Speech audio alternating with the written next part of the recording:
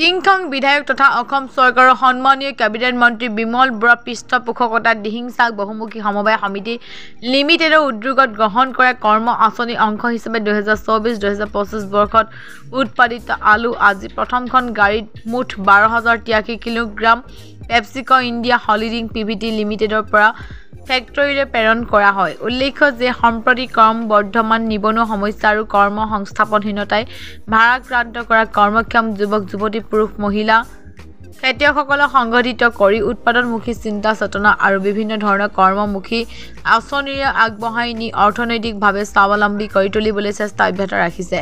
তেনে এক চিন্তাৰে বুঢ়ীদিহিং আৰু দিচাং নদী দাঁতি কাষৰীয়া প্ৰায় 250 বিঘা পলসুৱা মাটিত আলু খেতি কৰি চলিত বৰ্ষত 6 লাখ কিলোগ্ৰাম আলু উৎপাদনৰ লক্ষ্য স্থিৰ কৰা হৈছে।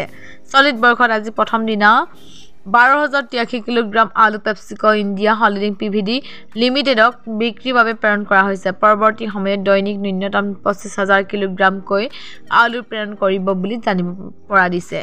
উল্লেখ্য যে বিগত বৰ্ষত প্ৰায় 87,000 কিলোগ্ৰাম আলু উৎপাদন কৰিবলৈ সক্ষম হৈছিল। খেতিয়কসকলৰ মাজত আশানুৰূপ সঁহাৰি প্ৰদান কৰি কৰ্ম সংস্কৃতিৰ জৰিয়তে মন্ত্ৰী বিমল বৰা শক্তিশালী নেতৃত্বত নিশ্চিতভাৱে টিংখাঙৰ গ্ৰাম্য অৰ্থনীতিলৈ এক নৱজাগৰণৰ সূচনা কৰিবলৈ সক্ষম হ'ব।